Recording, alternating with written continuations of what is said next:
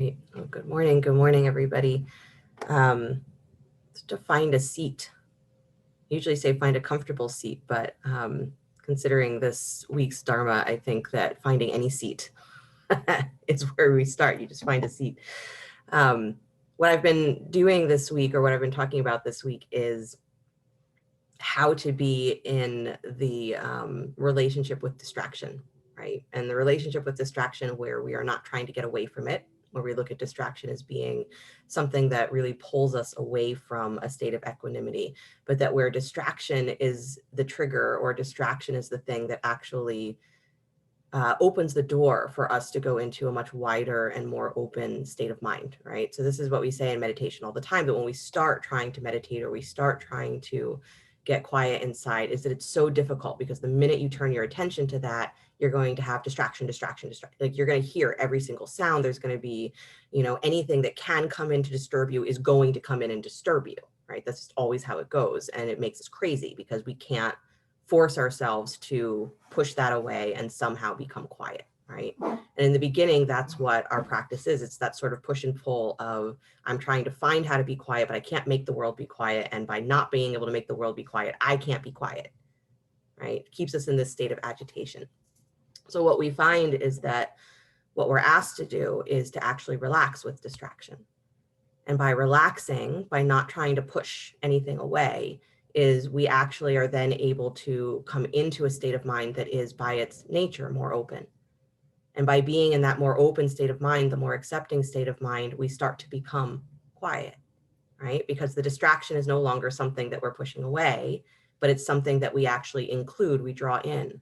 And by drawing it in, everything becomes more spacious, right? Your distraction becomes part of your meditation. It's not opposite to that. It becomes the meditation.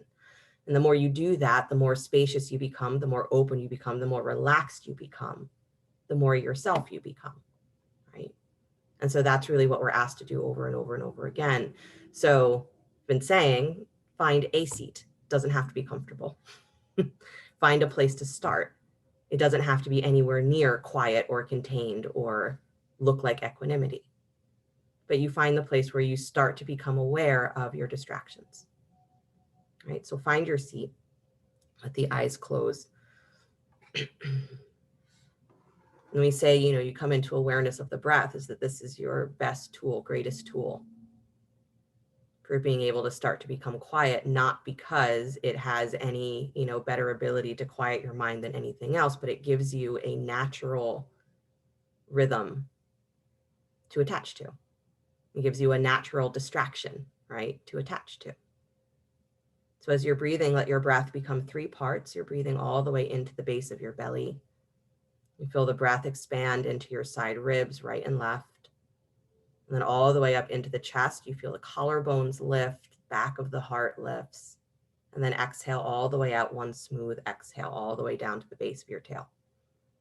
And then do it again. As you inhale, you're filling the belly, middle ribs, upper chest, your sternum lifts. And the exhale is one full smooth exhale all the way out. And just keep breathing like that, inhaling through the belly, middle ribs, upper chest. A smooth, full exhale.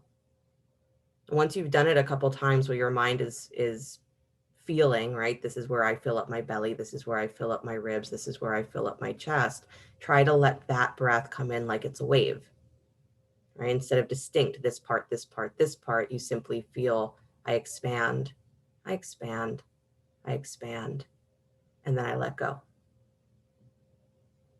And I expand, and I expand, and I expand, and then I let go.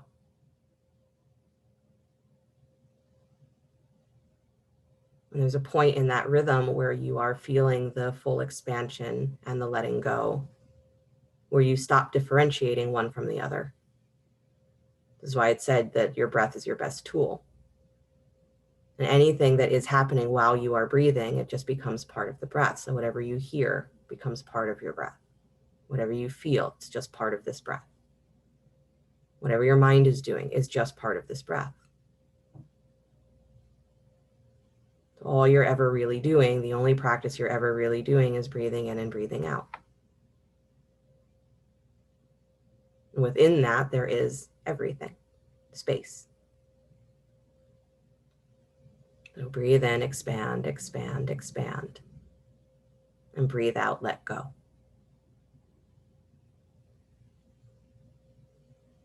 A couple more breaths.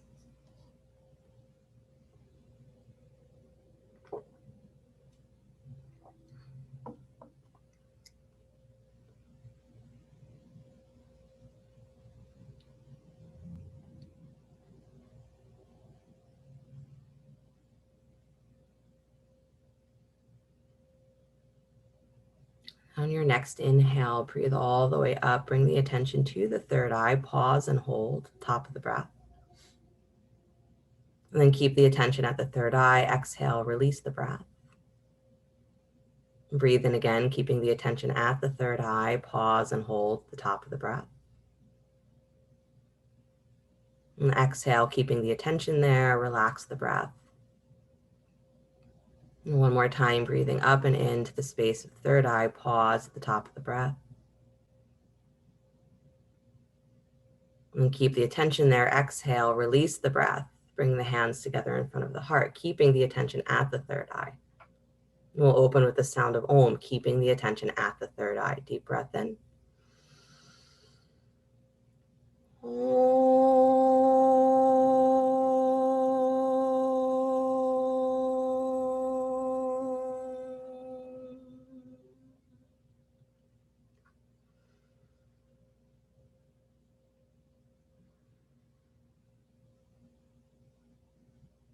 And let the eyes float open. Nice, you guys. You can release the hands, please. And then come forward to hands and knees, and let's move. And finding that if you let yourself continuously draw things in, right? That's the practice, is we continuously draw things in, not to obsess about them, but just to have them be included. As soon as you stop pushing things away, that resistance of the distraction loses its energy. Cat and cow, please. Hands underneath the shoulders, knees underneath the hips. Inhale, lengthen the spine, chest up, tail up. Exhale, reverse, back of the ribs draws up as your chin drops. Good. Again, just moving with your breath. So not moving and breathing, but finding where the inhale is filling up the body as you extend, and the exhale is leaving the body as you fill up the back of the body. Good. Like in Vishoka meditation, which I've been playing with quite a bit when I'm doing any specific form of meditation, I'm usually doing that these days. But it said that when the mind and the breath are linked with each other, is that the mind relaxes because it knows it's not alone. How great is that, right? To think that your mind's obsession with distraction and things is because it feels like it's alone. So it gets crazy. The moment you link it with something that is bigger, the breath, which comes to you from nowhere and goes into infinity, the minute you link it with something, it relaxes. Good. Next time you exhale and come into that cat position, stay rounded, continue to breathe, but stay rounded in your shoulders. Good. And as you're pressing into your hands, draw your shoulders wide away from your ears. That's it. So it's like you're pushing wide. And then again, lifting up through the back of your throat just a little bit more. Beautiful. And then start to lift your collarbones forward and up. So you're drawing the backs of the shoulder blades or the bottom tips of the shoulder blades in, but you're keeping your ribs lifted. And then lift the back of your throat. So it's like you're coming back to a neutral spine. Good. And then maintain that, tuck your toes, lift your hips, come back to downward facing dog. So don't lose that feeling of pulling up through your ribs. Nice. So as you press back, it might feel like there's almost a little bit more pressure around the upper back because you're pulling your ribs up and in and feeling those shoulder blades squeeze in towards the same midpoint of the back, right? That's what you want. And then breathe into that open space, or breathe into that space. It might not feel like it's open. Good. Then bend your knees, please, in your down dog, cat cow your spine. But keep this sensation that you're not dropping your ribs or your belly on the inhales. You're keeping the ribs lifted and then really reaching up through the chest. Good.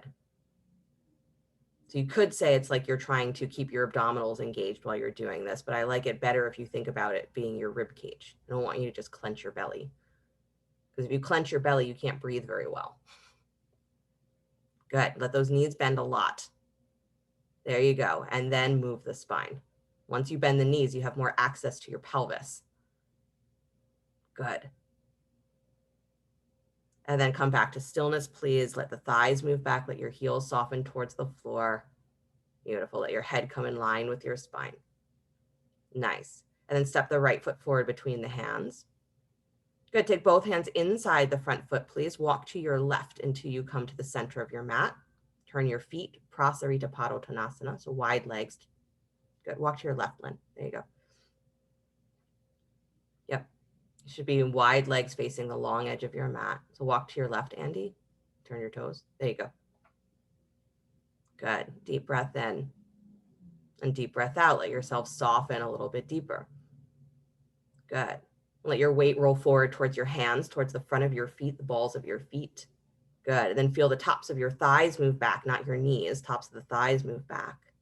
Good. And then plant the right hand underneath you. Take the left arm to the sky, spinal twist. And really push into that right hand. So instead of bending the elbow, push into the hand, let the arm come straight. And as you push into the hand, let that be what helps you lift your right rib cage a little higher. That's the one that's twisting. And then the left rib cage rises up a little higher on top of that. Pull through your left wrist. Good. Nice, you guys. One more breath. Reach, push through the right hand, pull through the left wrist. That's it. And then release and switch. Left hand down to the floor. Right arm comes to the sky with your breath. Good. Make sure that you're still keeping both inner thighs wide. So don't let that left hip fall in, but push into your left hand into the floor or your block, whatever you have, and then stretch up through that right wrist. So you're actually pulling up and pushing down. You get that full sensation of what we call like your wingspan, right? Across the back of the heart. Good. Nice, you guys. And then release that hand down to the floor. Beautiful. Walk your hands straight ahead so you're in a wide-legged downward facing dog. Nice. So again, as you walk your hands forward, you still want to have that sensation that you normally have in dog, that you're pushing into the hands and feeling the hips move up and back. But make sure that you're focusing on it's the tops of your thighs going back and not your knees. So bring the thighs back, but let the weight still settle almost towards the balls of your feet. So your shins are moving forward. Good. One more breath where you are. Again, breathing into that space at the back of your shoulders. And then walk your hands all the way back in. Good. Come back towards the top of your mat. Turn your right toes forward. Good. Spin your back heel up. And then inhale both arms to the sky. High lunge. Squeeze the feet together, arms to the sky. Good. Nice, you guys. Interlace the fingers back behind you, behind the low back. Good. Bend your elbows, draw your shoulders up towards your ears, or side body comes a little higher. Squeeze the upper arms and then start to stretch your arms down towards the floor. Lift your chest just a little higher. So you're not coming forward. You're actually coming more into a back bend. So your chest is lifting, your ribs are drawing back, and then lift those hands maybe a tiny bit higher off of your lower spine. So it's like you're reaching your hands towards your back heel. But again, you're not leaning forward. You're getting vertical, staying vertical. Good. Front knee over the front ankle. One more breath like that. Lift your heart. Lift those hands up and back. Stretch the shoulders. Good. And then release the hands, arms up to the sky. Breathe in. Good. Exhale, release the hands down to the floor. Nice. Step back, downward facing dog. Good. Come forward to plank, upward push up. Inhale your breath as you do. Lower down slow, coming down to your belly. Knees first if you need, all the way down on your exhale. Rise up, cobra. Inhale. Again, feeling the breath at the back of the heart. Breathe, breathe, breathe. Good. And then exhale, come back, downward facing dog. Tuck your toes, lift your hips. Nice, you guys. Left foot steps forward between the hands. Walk both hands inside the front foot. Walk to your right until you come back to the center of your mat. Turn your toes. Prasarita Padottanasana. Good. Fingers touching something. So make sure if you can't comfortably touch the floor that your hands are on blocks or something like that. And then come up on the balls of your feet. So lift your heels. Good. And again, you feel the squeeze of the shins pulling in. Good. And then send your butt higher towards the sky. So as you squeeze the legs in, you're pulling up, pelvis to the sky, tailbone up to the sky. And then with your tailbone pulling up, bend your elbows, drop your head. So let yourself go into a deeper forward fold up on your tippy toes. Good. And then let your heels just soften towards the floor. Nice. Weight towards the balls of the feet and then find your heels. Awesome. Right hand underneath your chest, please. Left arm to the sky, spinal twist. Again, pushing into the right hand. So as you push down into the floor, you actually get a little bit more open on that right shoulder. Good. And then the left arm goes higher towards the sky. Pull up, get wide through your chest. Good. Heidi, watch that right hip is falling in. Pull it wide. Nice. And then release and switch, please. Left hand down to the floor, right arm up. Good. Paying attention that even in the twist is that you're filling the whole body with breath. So it doesn't matter what pose that you're in, but you're making the space for there to be the full expression of your breath. So it's full inhale and a full exhale. Good. Release that hand down to the floor, please. Again, walk your hands forward so you're in that wide-legged downward facing dog. Good. And walk forward enough, again, that your weight moves towards the balls of your feet. Good. So that you have the sensation of pushing into the hands and drawing the armpits back, drawing your hips back. Good. So you're lengthening your own spine, letting the heels find the floor or not. They might not touch the floor. Good. Head in line with your spine, so don't let the head drop. Good. Alana, that right knee looks like it's bending a lot from this angle. There you go. I mean, if you're doing it on purpose, it's okay. Just looked like it was doing something different than the left one was. Good. Walk your hands all the way back in. Walk back towards the top of your mat. Turn your left toes forward, spin the right heel up, and then inhale both arms up to the sky, high lunge. Good. Again, taking the hands back behind you, interlace your fingers at the low back. Good. Bend your elbows, take your shoulders, your armpits up higher. So the point of this is not to shrug your shoulders up, but it's to pull your side ribs higher.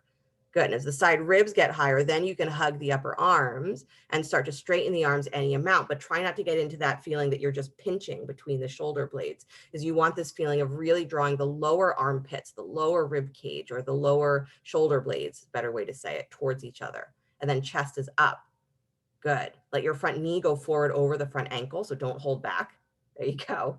And then lift your hands maybe a tiny bit up off of the lower spine. So you're angling the hands towards your back heel. Good. Chest up and feeling your low rib cage draw in. So again, you're creating that pressure of the front body moving into the back body, and then breathe into that. Good. Right. Resistance, distraction is not an obstacle to your spaciousness. It's the trigger for your spaciousness. Awesome. Release the hands, arms to the sky. Deep breath in. I know. And then release the hands down to the floor. Good. Step back, downward facing dog. Inhale forward into plank. Good. Pause for a moment, look towards your belly button or look up and in towards your ribs. So again, you pull up through the armpits, you pull up through the middle rib cage, and make sure your armpits are still on top of your wrist when you do that. So your hips are not coming high. Good. And then really feel that you're continuing to pull up, and then lift the collarbones again. Lift the back of your throat. So you stay super engaged through your upper back here, like you're pulling your arms up and into your shoulders in plank. Push into the floor to pull up. There you go. Excellent. Right knee comes down to the floor underneath your right hip. Good. Turn your left heel flat to the floor. Take your left arm up to the sky. Good. Again, pushing into that right hand. So you get that same feeling of I'm reaching through both wrists. I'm reaching through both arms to get the openness in my chest and the openness in my back. So don't just lean on that right hand, but push into the right hand and feel your right rib cage pull away from the floor because you're pushing into your right hand. Good. Take that left arm over the ear, please, reaching over, extending, and then slide your weight onto that right wrist a little bit further. So move your weight onto the right hand, lift your left leg up off the floor. Good. So an Ardha Chandrasana variation. If you want to bend the knee, kick your heel and reach back for the foot or the ankle, or keep your hand where it is. Good. Nice, you guys. One more deep breath. Keep pushing into that right hand, lifting open through the chest. Nice. Nice, Danielle. And then extend all the way back out. Nice, Lynn. Nice, Harriet. Good. Nice, Heidi. And then release that foot down to the floor, please. Good. Turn that foot back towards the floor. Step back to plank pose. So both hands find the floor. Step back to plank. Good. Again, look back and in towards your rib cage. Good. So you're pulling in and up, hugging the upper arms, pushing into the floor. So again, you have the sense of pushing down in order to elevate, lift. Good. And then keep that lift of your low ribs. Start to lift your collarbones forward and up. Drag your hands back towards your feet. Nice. And then lift your hips, press back to downward facing dog with that energy from your pelvis, lift up. Good. Again, I want you to maintain this consistent feeling of the low ribs or the middle ribs staying lifted so that you have that added benefit of the back muscles and the abdominal muscles working together. And then breathe into the space of the middle back. Good. One more full breath. Again, you're breathing into shoulder blades. And then slide forward back to plank pose, again, without dropping your ribs, without coming forward and letting your weight collapse into your wrist. Push down into the floor and feel yourself still elevated. Good. Left knee comes to the floor underneath your left hip. Take your right heel flat to the floor, right arm to the sky. Again, pushing down into the left hand so that you feel the sensation of lifting through your armpit, lift through the left shoulder blade. And then you can take your right rib cage higher because you have that added support. Good. Nice, you guys. And then take the right arm over the ear.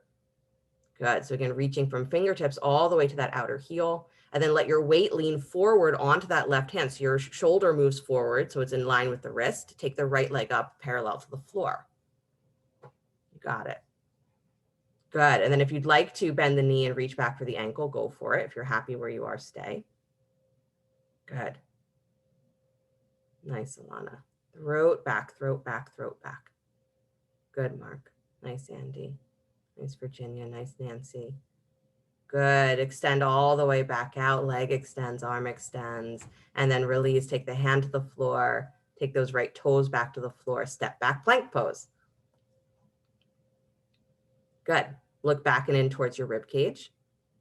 Again, feeling of pulling up. This is what I hope that you internalize, you remember about plank, is that the more you do this pulling up through your trunk, the less difficult plank becomes, right? Good. And then lift your collarbones forward and up again. Feel that squeezing of the hands and the feet towards each other. So everything should feel like as you're pushing into the floor, you're getting lighter, you're lifting. Good. And then hips to the sky, downward facing dog. That same feeling of pulling up through the middle ribs. Awesome. Right leg comes up and back behind you, down dog split. Good. Step that foot forward between the hands, lunge. Drop the back heel, baby toe parallels back of your mat. Come into warrior two, Virabhadrasana 2. Shoulders over the hips. Good. Take both arms up to the sky, please. And then left hand holds your right wrist and then lean to the back of your mat. Take the reverse warrior. Good. Lift through that right rib cage. So your right hip point, front hip point lifts up off of your thigh a little bit more. Good. So it's going to feel like you're actually tilting your pelvis towards the top of your mat. And then lean back. Good. Nice, you guys. Come all the way back up to center. Please take the arms out wide. Good. And then right forearm comes onto front thigh, left arm comes over the ear. Would have been a lot harder to bring your left forearm onto your thigh. Nice, side angle pose. Good. Again, reaching from fingertips to the back heel. Awesome. And let that right hand start to touch down towards the floor or a block. Bring your left hand to your left hip for a moment. Ardha Chandrasana, so look forward beyond the toes of the front foot. Slide that right hand forward and then step up onto the right leg. Stack your left hip, turning the left toes to the side. Good. Then same thing, whatever that right hand is resting on, it's not just resting on it, it's pushing down, right? So push into the hand, push into the standing leg. And then start to take your left arm up to the sky if you choose. Again, it can stay at the hip if that's better balance. Good. But that same feeling as I push down into the floor to feel elevation. So push down into that standing heel and feel your hips pulling up away from the floor. Nice. And then you can find your rotation from there. Really nice, Danielle. You got it, Nancy. Good. One more breath. If you want to kick that heel in and reach back for the ankle, go for it. Beautiful.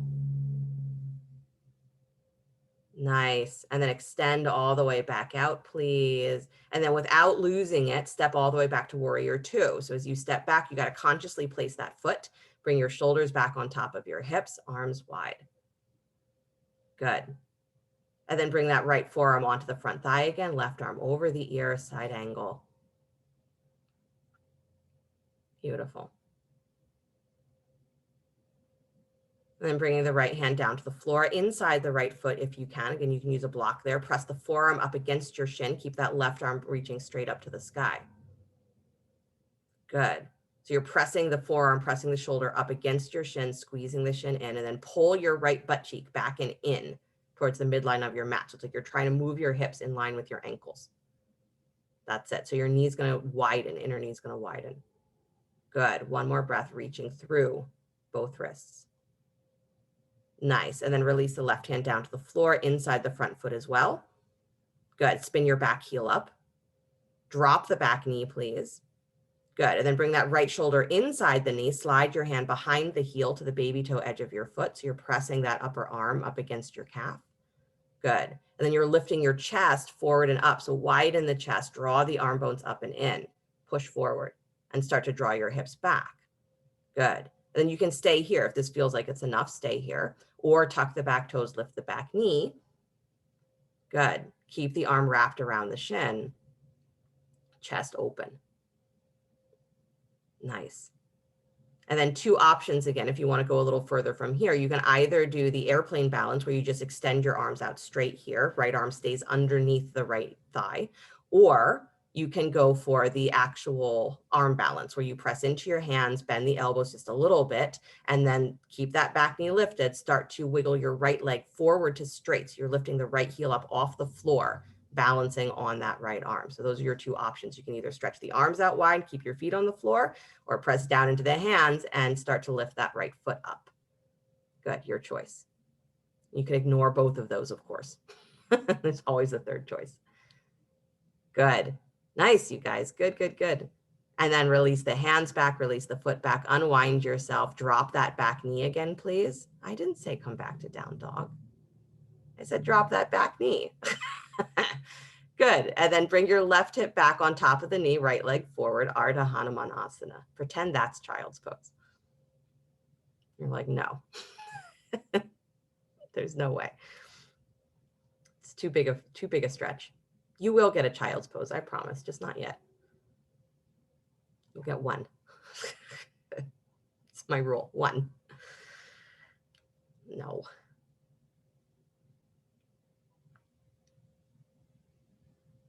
But it is interesting, right? That we have our habits of when our mind wants to retreat, where we want to retreat to. Again, what I've been thinking of as my thought process is that the escaping part of meditation is what we need to watch, because that's what we do. We say, well, I'm going to meditate, so I'm closing the doors, I'm shutting everything off, I'm pushing everything away so that I can find my quiet place. When what we're really asked to do is to make the entire world our quiet place, right? Is to make our inner world a space where we know what quiet is and that it's inclusive. So the whole world can be a place that's quiet. One more breath. This pose might not feel like it's quiet. And then walk your hands back in, please. Good. Lift the back knee, step back, downward facing dog.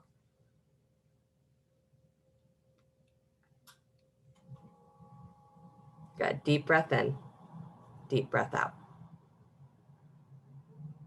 And then left leg comes up and back behind you, down dog split. Now you're waiting for when the child's pose is going to come. Step the left foot between the hands, lunge. Comes when it comes.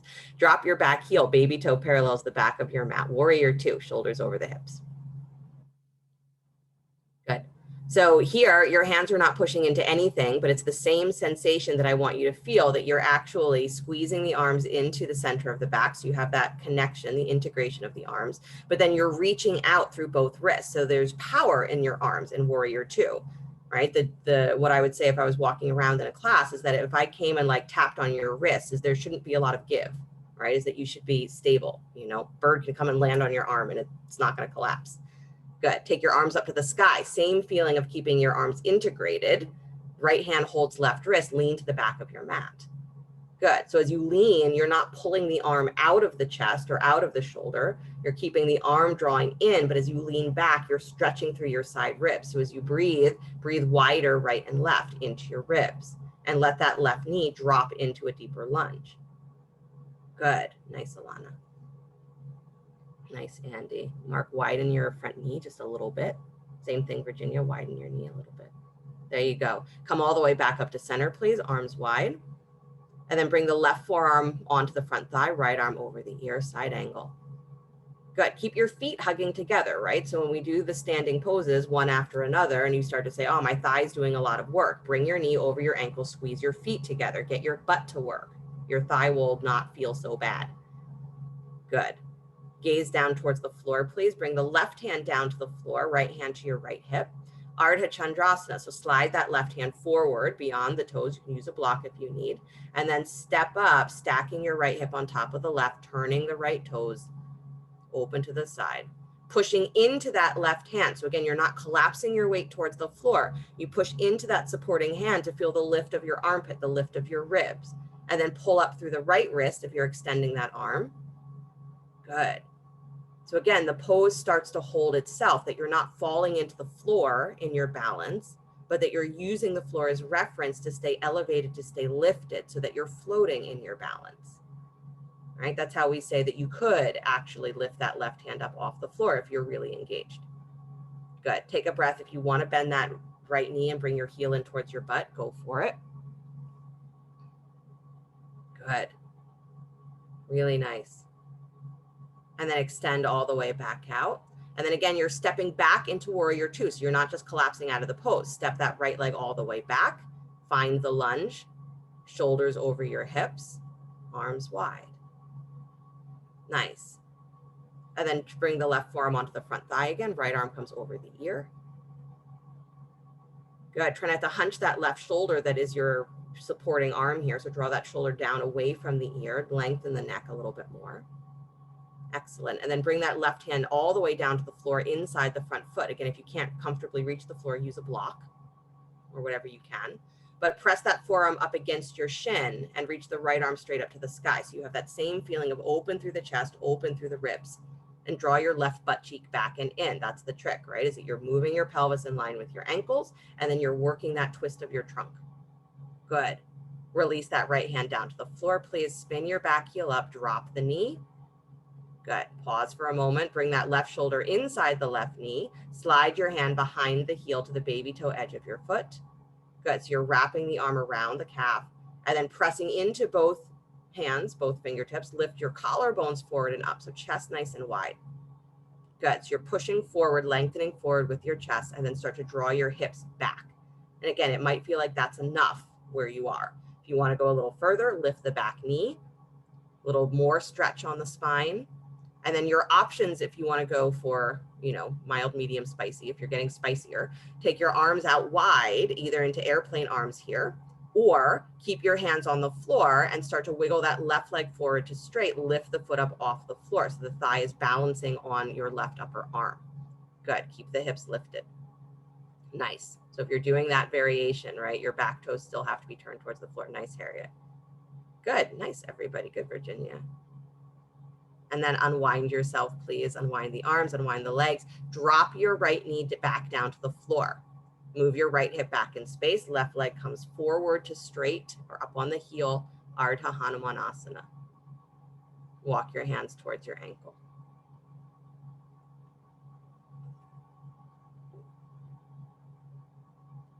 Right. Quiet does not come from pushing things away, because the world is the world. So there's always going to be something. No matter how much you try to isolate, no matter how much you try to get away from distraction, you can't, because it's your own mind that will generate distraction. It's your own mind that will say, oh, you want to understand how to be quiet? Well, I got to give you noise. You want to understand how to be still? Well, I got to give you stuff. Otherwise, you don't know what it is. So we meditate not to become quiet by pushing the world away, but to learn to open the mind space so wide to include the world that we're always quiet inside. That's what the equanimity is. I'm never disturbed by distraction. Distraction is always there, but I'm not disturbed by it. Pain might be there, but I'm not disturbed by it. One more breath. Good. And then draw that heel all the way back and in. Good. Come back to downward facing dog. Deep breath in. Beautiful. And then drop to the knees, please. Here's your child's pose. Knees go wide, big toes together to touch.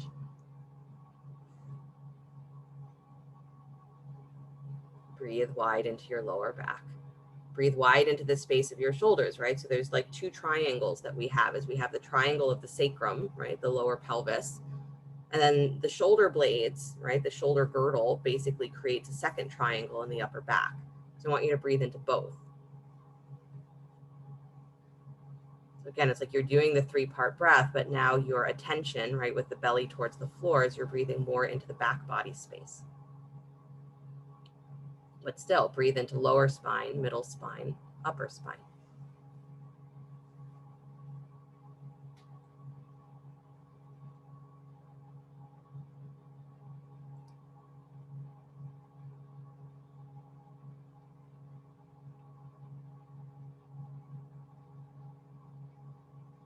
Good. And take one more breath where you are. And walk your hands back in. Please come back up onto hands and knees. Come back, downward facing dog. Good. And then step the right foot forward between your hands. Step your left foot in just a little bit. Take both legs to straight Parsvottanasana. Use blocks underneath the hands if you need. Good. And even here, the pushing into the feet, right? Pushing into the floor is what helps to give you the sense of lift through your pelvis. So you push into the feet and try and lift your hips up away from the floor. So instead of the feeling of, oh, I'm trying to straighten my legs here, is push into your feet and lift your hips. Your legs will come to their natural amount of straightness. Good. But it's that pressure of pushing down and pulling up that actually creates the useful stretch on the legs. Good. An internally motivated stretch, you could say. Nice, you guys. One more breath up on your fingertips. Inhale, lengthen. Yep. So lift the chest a little higher. So again, you feel the shoulder blades drawing together towards the middle of the back. Good. And then exhale, bow forward again. And then start to walk your hands towards that front foot. So the left hand is coming either to the inside of the front foot, or again, if you're going for a deeper twist, you can bring that hand to the outside edge, baby toe edge of the foot for revolved Trikonasana. You can use a block, of course. So you're pressing into that hand. Start to take your right hand to your sacrum first and start to turn your belly. So again, you've got something to push up into. So push your sacrum up into your hand so that you remember that your pelvis has to keep moving back in this pose. And then as you turn the ribs, turn the belly to the right, push into that left hand wherever it's resting, and maybe take the right arm all the way up to the sky. If taking the right arm up feels like it's just pulling on your shoulder or your neck, leave the hand at your lower back. Good. Keep lengthening your spine. This is the point of this pose, is not to see how much you can contort yourself, but keep the thighs moving back. Good. Nice, you guys. Throat back. Nice, Nancy. Good, Danielle. Nice, Harriet. And then release the hand back to the floor, please. Unwind your twist. Good. Step the left foot forward alongside the right, standing forward fold. Good. Bend both knees, hang for a moment, maybe hold opposite elbows. If you want to sway from side to side, you can certainly do that.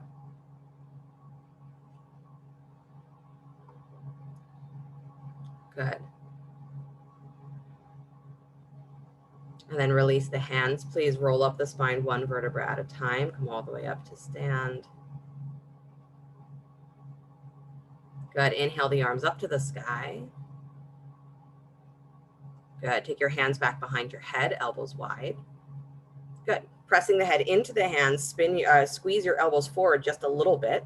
Tops of the thighs move back, and then start to lift your sternum up towards the ceiling and start to lean back into a back bend, like you're letting your head fall back.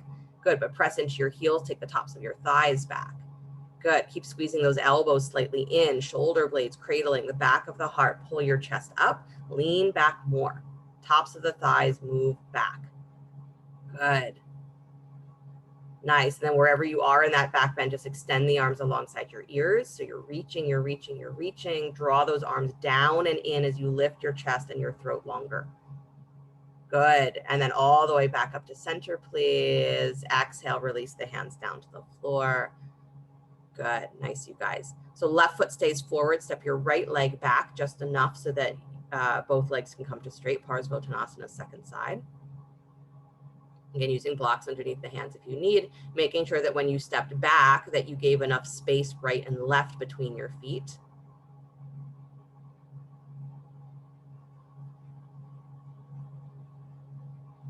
Good.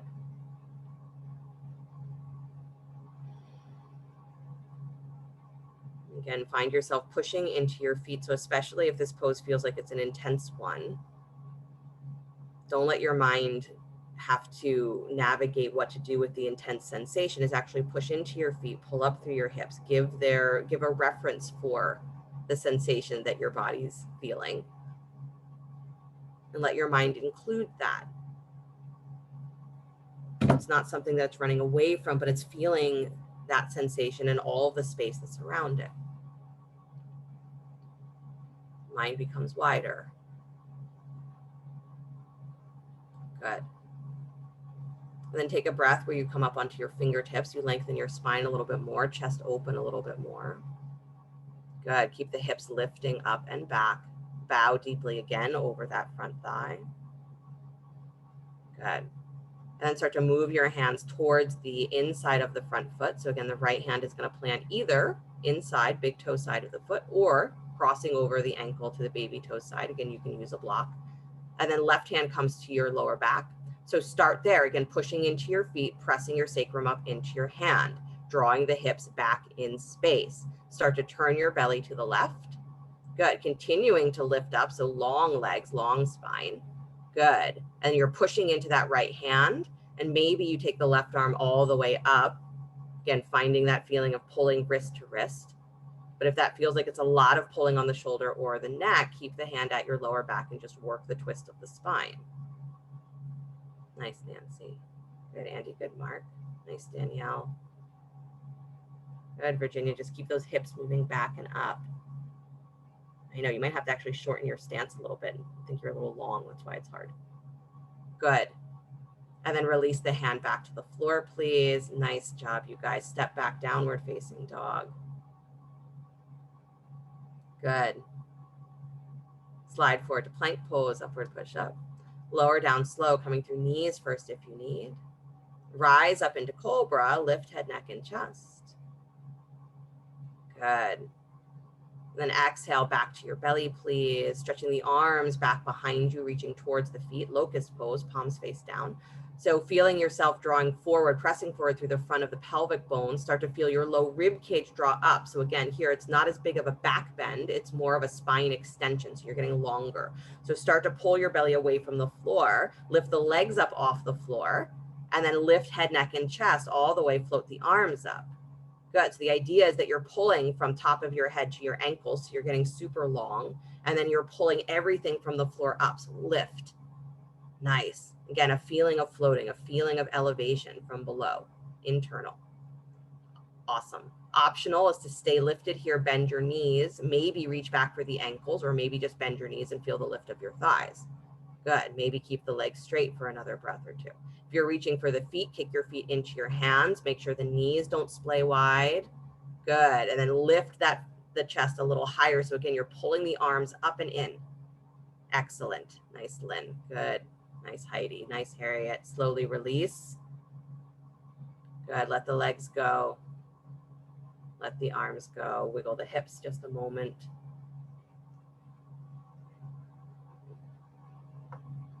And then come up onto your forearms, please, for Sphinx pose. It's really fun is at this point, as most of you, I can barely see you on your cameras. I assume you're doing something. Up on your forearms, Sphinx pose. I can see you, Mark. I know. Now I can see you. Your torsos are up. Pressing into the forearms. Good. Press down and drag back, right? That's the key, is that you're dragging back to, again, pull the arms into the shoulders and feel the lift and wideness of your chest. Long throat. So maybe drop the chin a little bit, but feel the lift of your ears. Feel the lift of the sides of your throat. Good. And then go ahead and look down towards your belly button, please. So look down and in, round into your back rib cage, tuck your toes under, come into a forearm plank. So lift the knees up off the floor. Good, still pressing down and dragging back. And then start to lift your collarbones forward and up again. So you come back to that really long spine from the top of your head all the way to the tips of your heels. Good. Beautiful. Now start to walk your feet forward, lift your hips up into dolphin, feeling again that as you do that, you're drawing your middle ribs, low ribs in towards the spine. And as you press down into your forearms, you're drawing those shoulder blades towards the center of your back. So it's not a pinch between the shoulder blades, it's a dragging the bottom tips of the shoulder blades together. So the upper back feels the squeeze of the front ribs and the back muscles together. Good. Shoulders wide away from the ears, long throat, walk your feet in maybe a tiny bit more. You can let the head hang. You do not have to look forward in this pose. Good. Take one leg up to the sky if that's available. Nice. And then release and take the other leg up to the sky if that's available. Keeping your low ribs in. The more you lift that leg, you got to then fold through the low belly and lift through your tail. That's it. And then release that foot to the floor. Good. Walk your feet back, drop the knees, child's pose. Nice, you guys. Extend the arms forward. Again, breathing into two triangles, the triangle at the base of the spine, the triangle at the upper back.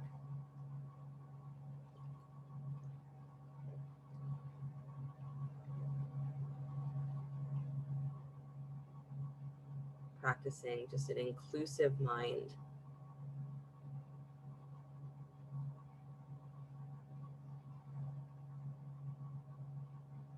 Good.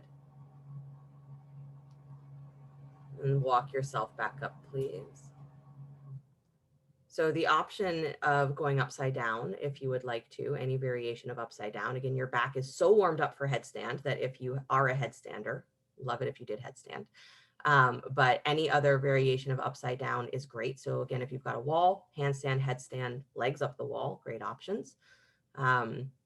Forearm stand too, you're pretty well warmed up for if that's your thing. If you don't have a wall, then you can absolutely do shoulder stand. You can absolutely place a block underneath your sacrum and legs up to the sky. You can just lay on your back and put your legs up to the sky. Good. It's something, if you can, where you let yourself go upside down, reverse.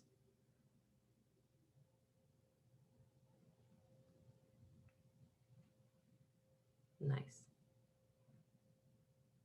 Nice, Heidi. Just watch that low belly stays in. Yep.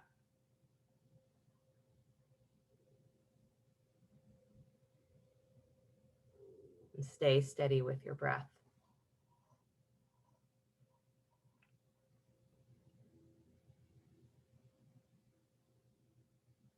It says we take everything with us, that you can travel the entire world and you will bring your problems with you. There's no escape. Same is true of meditation, is that no matter how much we try to get away from distraction, we try to get away from the activity of the mind, that's not the point. Can't get away from it. So we start to learn to feel the space that's around it, to be aware of the space that is around it that's so much bigger. It's just like that thought that when the mind is united with the breath, it feels it's no longer alone, it relaxes. When your mind is integrated into that big awareness that it's not alone, what it thinks is its whole world is not the whole world, it relaxes. And that relaxation is what we call falling into meditation. A couple more breaths in your inversion.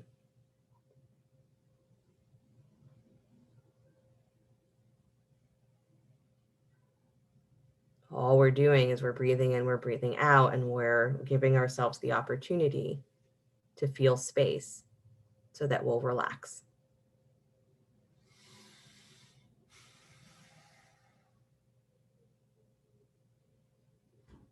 Take one more breath in your upside down. And then start to release. If you've been in shoulder stand, you can start to roll down the spine. If you are upside down in headstand, handstand, come on down. Take a moment either in Virasana, child's pose, or just sitting upright. And then as you're ready, everyone, you're coming down to your back. So if you're already on your back, you can stay. If you got up, sorry.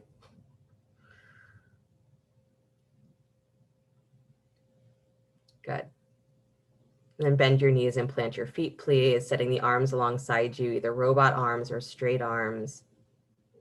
Breathe yourself up into bridge. So as you press down into the floor, again, that's the key. You press down into your feet, into the arms. You feel the back of the heart lift. You feel the back of the pelvis lift. So it's not a I'm pushing the floor away, but I'm pressing into the floor to feel elevation, to feel lift. And then once I'm there, I'm not there pushing so hard that I can't breathe, but I'm lifted and I'm filling this position with breath. Don't let your knees splay wide. Hug them in. Nice. Good, Nancy.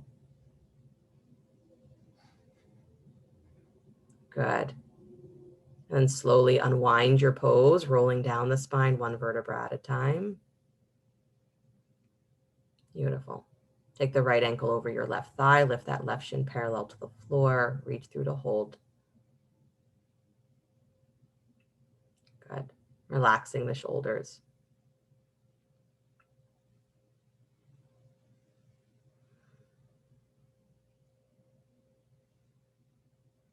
We get really excited with all of our techniques in yoga that we're doing something, when at the foundation of the practice it actually says that you're doing a lot to realize that there's nothing to do.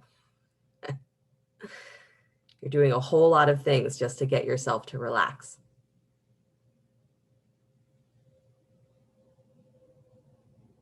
So we can practice that, right? Including as much as we can in this breath and realizing that it's just part of this breath.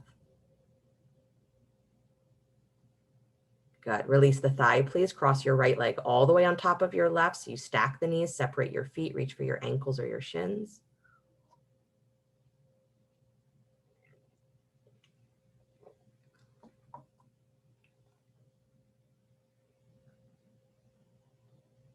You're breathing in and you're breathing out. You breathe in and you feel space and you exhale. You breathe out and you let go. Whatever you are attached to mentally, emotionally, just let go. Things are not going to simply disappear because you let go, but you will no longer be stuck to them. Good. Release the feet, please. Bring the shins together, legs still crossed. Scoot your hips over to the right. Drop your knees to the left. So legs are wrapped, but you're dropping the knees open to the left. Spinal twist. Good. And of course, if twisting with the knees in this position does not feel good, unwind the legs and just stack the knees. Good. Deep breath.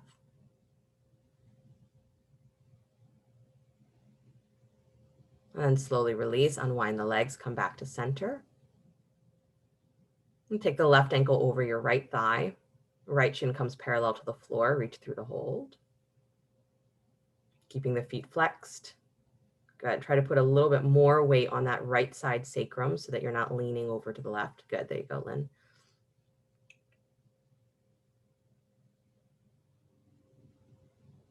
I know we usually concentrate, or most people concentrate on the left leg, so the knee that's open wide, because that's where we typically have a lot more sensation, right? Hip opening. But I want you to really pay attention to the right leg, the knee that's drawing straight in. And let that thigh bone settle down towards the floor. So your lower back relaxes on that side. Good. And then release the thigh, cross the left leg all the way on top of the right, separate your feet, reach for the ankles or the shins. And keeping the low back anchored to the floor. So again, the lowest part of your belly might be subtly drawing in to keep the low back pressing down.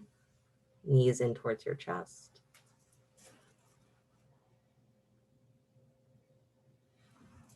Good. And then releasing the feet, press the shins together so the legs are still wrapped. Scoot your hips over to the left, drop your knees to the right. And that left arm can stretch out wide or can come up alongside the ear. And again, if twisting with the legs wrapped does not feel like it works for the hips or the knees, then unwind and just stack the knees and come into the twist.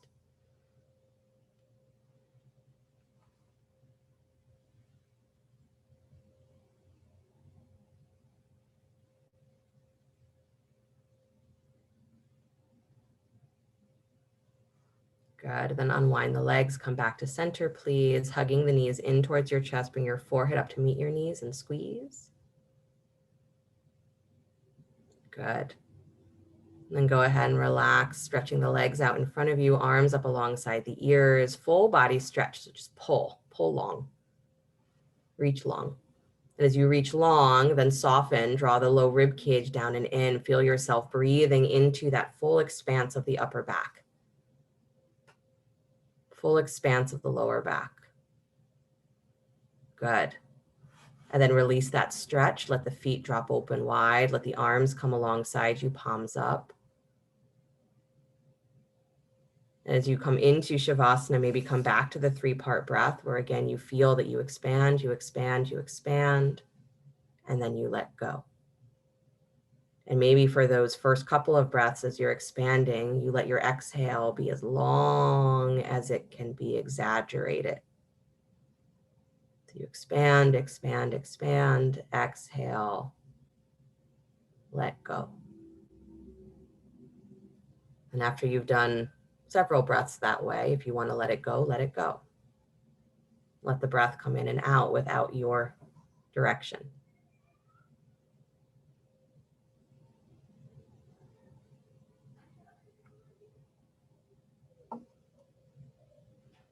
And whatever is happening with this breath, you draw it in and you let it go.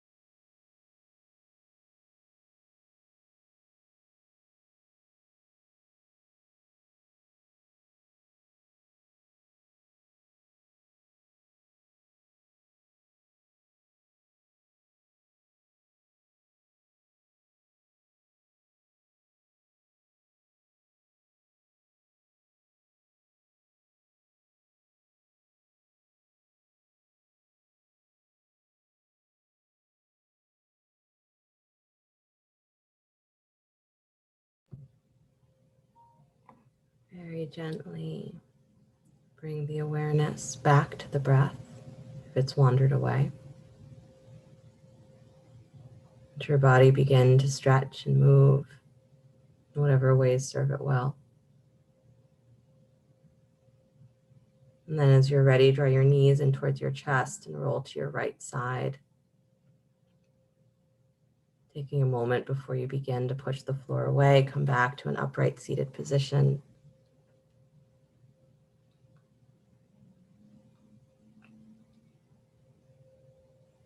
Bring the hands together in front of the heart, palm to palm. And just for another moment, realize how much breath you can hold. When you bring your awareness to the breath, your breath becomes bigger. You feel more space.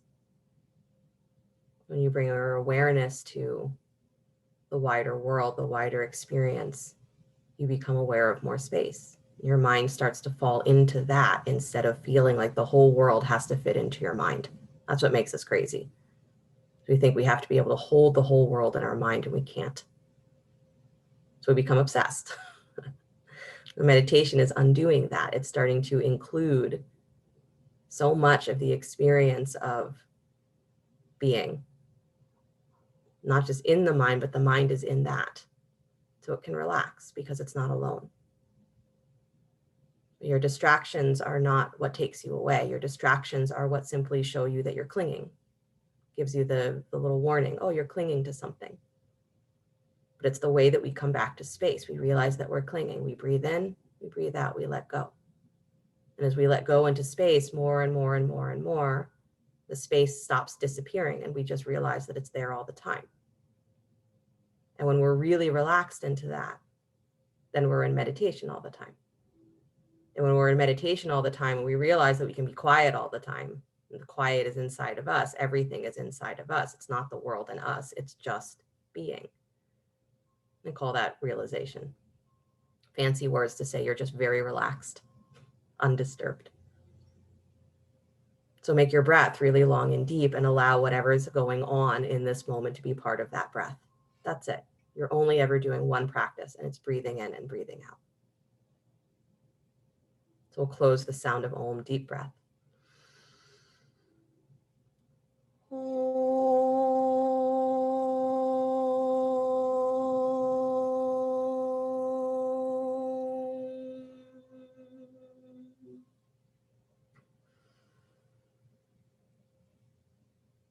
Sliding the thumbs up to the space between the eyebrows. Namaste. Thank you guys so much. Have a great rest of your day, great rest of your week until I see you again. Have to laugh that, of course, during your Shavasana, there is very loud people outside of our door suddenly, and my husband's phone rang. So